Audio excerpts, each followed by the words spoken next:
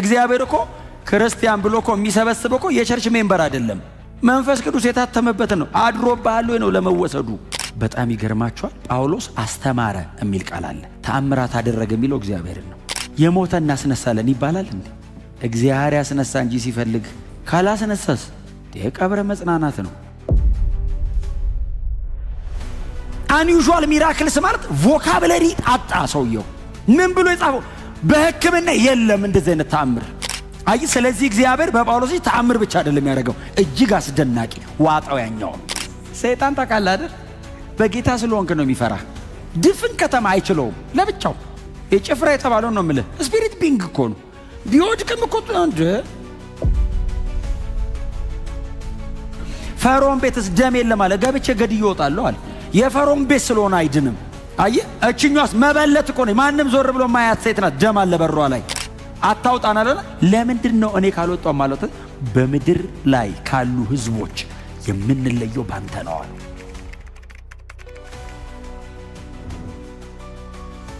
የቀሎኤ ቤተሰቦች የሚባሉ አሉ። ለነሱ ቸርቹን ትቶ ቶሎ ብሎ ኤፌሶን መጣ።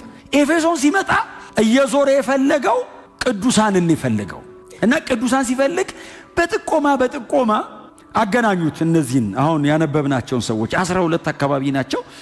ሲያገኛቸው ጳውሎስ ደቀ መዛሙርት ነው የሚለው መጽሐፍ። ደቀ መዝሙር ማለት ተከታይ ከሚለው የዘለለ ነው። ማቴቲዮ ነው። ዲሳይፕል ማለት ማቴቲዮ ማለት ኢሚቴተር ማለት ነው። ዝም ብሎ ግር ብሎ የሚከተል ሳይሆን ያስተማሪውን አረማመዱን፣ አበላሉን፣ አጠጣጡን፣ አለባበሱን አይቀርም ባይዘው አይሁዳዊ ሲኮርጅ ሙልጭ አድርጎ ነው የሚኮርጀው። እና ዮሐንስን ቁጭ ናቸው እና የዮሐንስን ትምህርት ተምረው ዮሐንስን ጥምቀት ተጠምቀው ከዮሐንስ በኋላ የሚመጣውን አያውቁም፣ አልሰሙም። ይምጣ አያውቁም። ሲያያቸው ሰዎቹ ትንሽ ቀዝቀዝ አሉበት። አማኝ ናቸው አላቸው። ጳውሎስ እንደምታውቁት ነው፣ እሳት ነው ሰውየው፣ እሳት ነው። ስለዚህ ሲመጣ መጀመሪያ ቼክ የሚያደርግ ደቀ መዝሙር ነኝ ስትለው መንፈስ ቅዱስን ነው ቼክ የሚያደርገው። ያለ መንፈስ ቅዱስ ክርስትናን መኖር አይደለም ማሰብ አይቻልም። ክርስቲያን ያደረገኝ እኮ መንፈስ ቅዱስ ነው። መንፈስ ቅዱስ እኮ ባፕታይዝድ ካልሆንኩኝ እኮ በክርስቲያን በምንድን ነው ክርስቲያን የምትሆነው? ለዛን ቀን መያዣ እኮ እሱ ነው። እግዚአብሔር እኮ ክርስቲያን ብሎ እኮ የሚሰበስበው እኮ የቸርች ሜምበር አይደለም። መንፈስ ቅዱስ የታተመበት ነው። አድሮብሃል ወይ ነው ለመወሰዱ። ባመናችሁ ጊዜ አላቸው። እሺ አሉት። መንፈስ ቅዱስን ተቀበላችሁን? አትሊስት ኢየሱስን ያውቃሉ ብሎ ነው። ከኢየሱስ በኋላ የመጣው መንፈስ ቅዱስን ላያውቁ ይችላሉ። ዮሐንስ ደቀ መዝሙር ከሆነ ቢያንስ ኢየሱስን ያውቃል። ኖን ነው ደግሞ ኢየሱስ መስቀልም ላይ ስለሞተ በጣም ወሬው ተስፋፍቷል። ወንጌል ባትሉትም መረጃው ግን ተበትኗል። ስለዚህ ባመናችሁ ጊዜ መንፈስ ቅዱስን ተቀበላችሁን ሲላቸው ሰዎቹ ኮራ ብለው እንኳን ልንቀበል መኖሩን ራሱ አናቅም ይባላል እንዴ? መኖሩንም አናቅም ሲሉት ምንድን ነው ያለው ጳውሎስ? እንዴ አለ መንፈስ ቅዱስ እንዳላታምኑማ ታዲያ በምን ተጠመቃችሁ? ሲያጠምቋችሁ በምን አጠመቋችሁ? እኛ ዮሐንስን ጥምቀት ነው የተጠመቅነው። እሱማ እኮ የንስሐ ጥምቀት ነው። ዮሐንስ ራሱ እኮ ከእርሱ በኋላ ስለሚመጣው ስለ ኢየሱስ ክርስቶስ እኮ ተናግሮ ነበር። እኔ በውሃ አጠምቃለሁ፣ ከእኔ በኋላ የሚመጣው ይላል አለ እኮ መሃል በእሳትና በመንፈስ ያጠምቃችኋል አለ። የኔ ማዘጋጃ ነው፣ ማህተሙ የሱ ነው ብሎ ዮሐንስ ራሱ እኮ ስለ ኢየሱስ ክርስቶስ ተናግሮ ነበር አላቸውና በሉ አላቸው። በኢየሱስ ክርስቶስ ማመን አለበት ሰው በመንፈስ ቅዱስ እንዲጠመቅ። በመንፈስ ቅዱስ የሚጠመቅ ሰው በክርስቶስ ኢየሱስ የሚያምን ብቻ ነው። በክርስቶስ ኢየሱስ ካላመነ ሰው በመንፈስ ቅዱስ አይጠመቅም። በኢየሱስ ክርስቶስ ስም አጠመቃቸውና 12 ናቸው። እጁን በላያቸው ጫነ። ሁሉም የሚል ቃል አለ። ይገርመኝ በጣም ሁሉም እጁን ሲጭንባቸው በመንፈስ ቅዱስን ተሞሉ አይደለም የሚለው ተቀበሉ ነው የሚለው። ባፕቲዝም ስለሆነ ማለት ነው። በላያቸው ላይ ወረደ።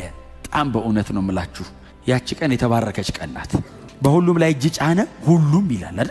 መንፈስ ቅዱስን ተቀበሉ ይልና ከዛ አንዳንዶቹ አይደለም የሚለው ከመካከላቸው አንዳንዶቹ በልዩ ቋንቋ ተናገሩ ይላል። አንዳንዶቹ ደግሞ በመካከላቸው ትንቢትን ተናገሩ ይላል። በልሳን አንዳንዱ በልሳን ተናገረ ከመካከል። ስንቆይ እኮ ነው እና እነዚህ ጮክ ብሎ ጸለዩ። አንዳንዶቹ ደግሞ ከመካከል እንግዲህ ምን ብሎ ትንቢት እንደተናገሩ ያው አልነገረንም ሉቃስ። ነቢያት አይደሉም፣ መንፈስ ቅዱስን ለመቀበላቸው ምልክት ነው። ስለዚህ ትንቢት የተናገረ በሙሉ ነብይ አይደለም ማለት ነው። እና ሰዎቹ አንዳንዶቹ ትንቢት ተናገሩ፣ አንዳንዶቹ በልሳን ጸለዩ። ጳውሎስ ይሄ የኤፌሶን የመጀመሪያ ልምምድ ነው አይደል? ጳውሎስ ምን ያክል ጥልቅና ጠንካራ ነገር ኤፌሶን ቸርች ላይ እንዳስተማረ ለማወቅ የኤፌሶን መልእክትን ማንበብ ነው። የኤፌሶን ደብዳቤን ብታጠኑት የጳውሎስ አዲስ ኪዳን ላይ ያለ 90% አቋም ያንጸባረቀበት ደብዳቤ የኤፌሶን ደብዳቤው ነው።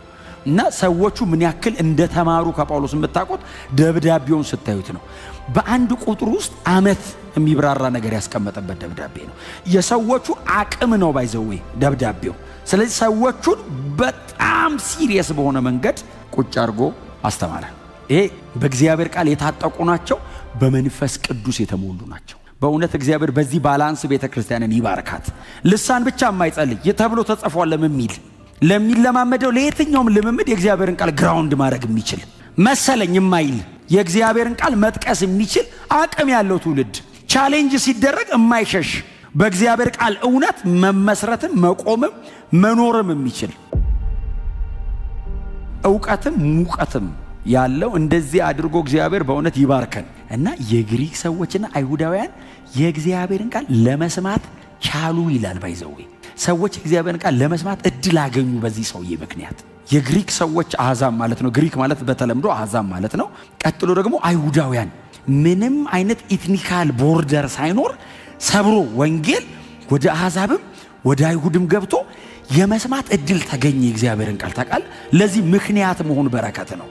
እግዚአብሔርም በጳውሎስ እጅ እጅግ የሚያስደንቁ ተአምራትን ያደርግ ነበር ይላል። በጣም ይገርማችኋል። ጳውሎስ አስተማረ የሚል ቃል አለ። ተአምራት አደረገ የሚለው እግዚአብሔር ነው። በጣም የእግዚአብሔርና የሰው መቀላቀል የለበትም። ሰምታችሁኛል?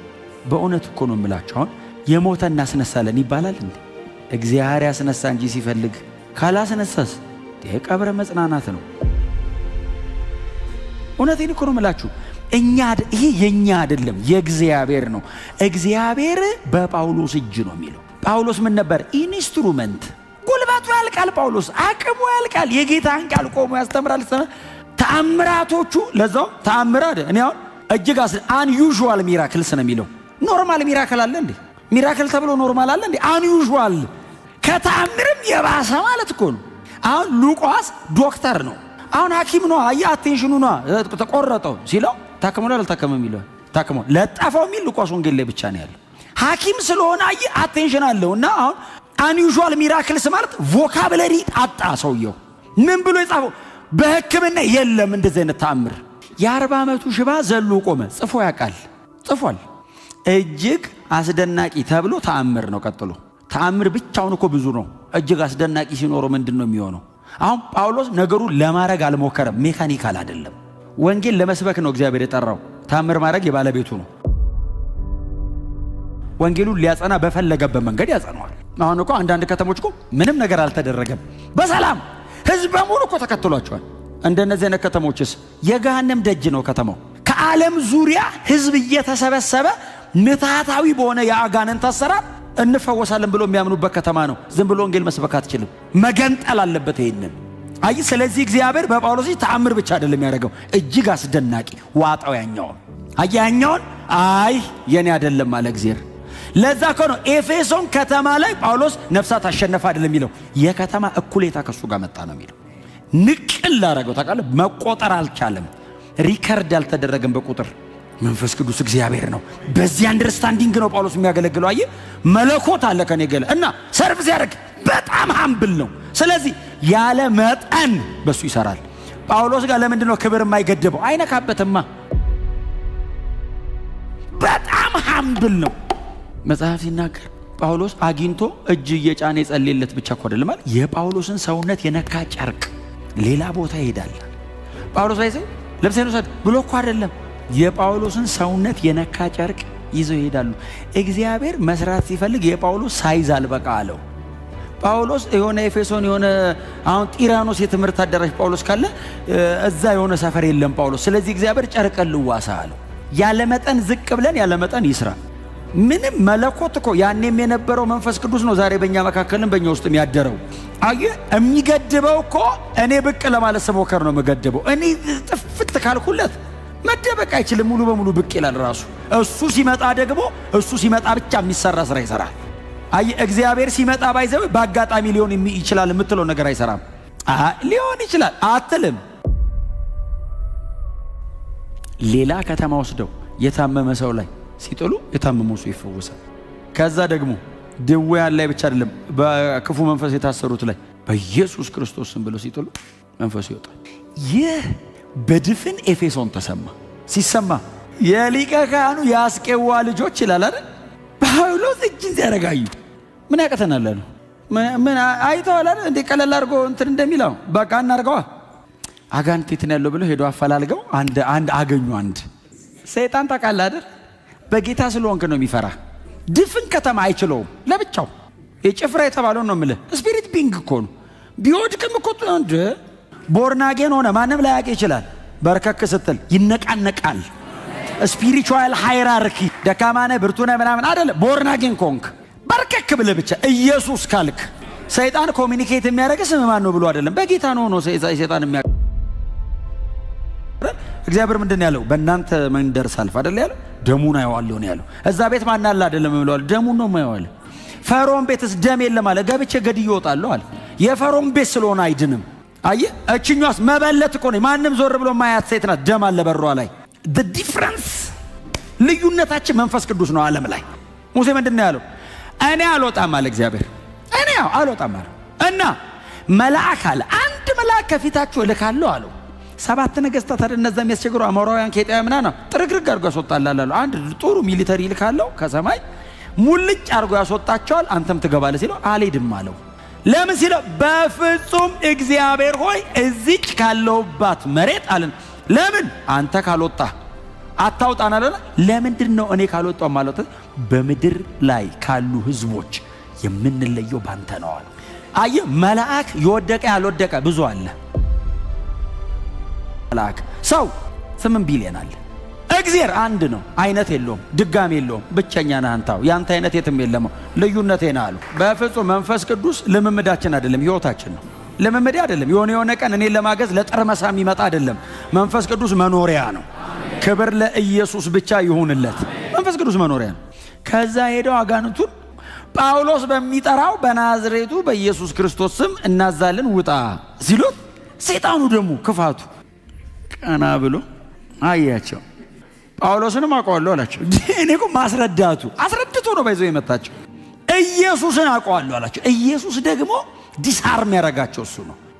ደሆል ሰብስቦ ከአርኬንጅሉ ጀምሮ አንድም አልቀረም። ማዕረጋቸውን ቆርጦ የጣላቸው ኢየሱስ ነው። ጳውሎስን አውቀዋለሁ ባሪያው ነው፣ ኢየሱስን አውቀዋለሁ ጌታው ነው አላቸው። እናንተ በጌታ በኢየሱስ ክርስቶስ ቀጥሎ እንደሚለው አየለባቸው በረታባቸው ይላል። እኔ ምን አላውን መታቸው ብቻ ቢል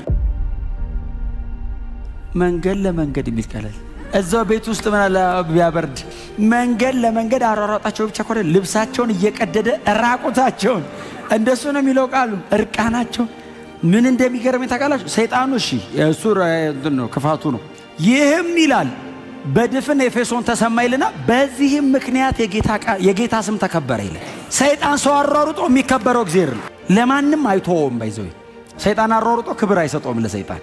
የጌታ ስም በዚህ ምክንያት ተከበረ ይላል። ይሄ ነገር አንተ እውነት ነው ብሎ ተሰብስበው የምትሰብከን ኢየሱስ ክርስቶስ የምትለው ልክ ነው አሉ መጡና ይላል። ከዛ ደግሞ ሲጠነቁሉ የነበሩ ይላል ብዙ ሰው ብዙ ጠንቋይ ማለት ነው እንግዲህ ጠንቋይ ማለት እንትን ውስጥ መጠንቋዮች ቁጭ ብሎ ሲጠነቁሉ የነበረ ሁሉ ተሰብስበው መጡ ይልና መጽሐፋቸውን ማምጥተው ከመሩ 50 ሺህ ብር ይጠበቅና ይገመት ነበር ይላል። የጥንቆላ መጽሐፍ ባይዘው ወዝ ያለው መጽሐፍ ብዙ የለም።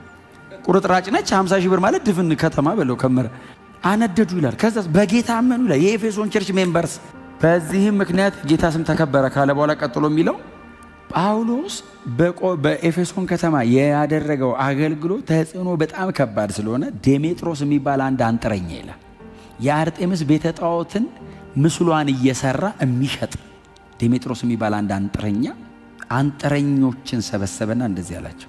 ይሄ ጳውሎስ የሚሉት ሰውዬ እዚህ ከተማ ከገባበት ቀን ጀምሯል አይ ቀኑን ያውቀዋል። አርጤምስ ክብሯ ተዋረደ አለ አንደኛ። ሁለተኛ ተከታዮቿ ቀነሱ። ምን ማለት ነው? ቸርች ሄዱ በሙሉ አለ። ሶስተኛ የኛ የሥራ በር ተዘጋ አለ እና ከተማውን በጥብጠን ይሄን ሰው ማስገደል አለብናል። ይህ አመጽ ተነስቶ ጳውሎስን አሳደው ከሀገራቸው አስወጡት። መጽሐፍ ሲናገር እንደዚህ ይላል፣ የጌታ ቃል በኃይል ያድግና ያሸንፍ ነው። ያለ ጳውሎስ አሸነፈ የእግዚአብሔር ቃል ከተማው ላይ። ጳውሎስ በሌለበት የእግዚአብሔር ቃል ወክ አረገ። ታውቃለህ? እንደ ፐርሰን ተራመደ የእግዚአብሔር ቃል። የእግዚአብሔር ቃል ግን ተባለ። ታውቃለህ? በጳውሎስ በኩል የእግዚአብሔር ቃል አይደለም የሚለው። የእግዚአብሔር ቃል ለብቻው ወጣ ከጳውሎስ ውጪ። እሳት ሁኑ። በእውነት ነው የምላችሁ። እሳት መንገድ ላይ ስትሄዱ እየጸለያችሁ ሂዱ። ቁጭ ስትሉ ለብቻችሁ ሌላ ነገር አታስቡ። ፕሬየር ሕይወታችሁ ላይ ጸሎት ይምጣ። መንፈስ ቅዱስ አጥምቀኝ፣ ንካኝ፣ እሳት ስጠኝ፣ ኃይል ስጠኝ፣ ምራኝ፣ ተናገረኝ። እንደዚህ አይነት በእግዚአብሔር ቃል የታጠቀ በመንፈስ ቅዱስ የተሞላ ክርስቲያን ያድርጋችሁ።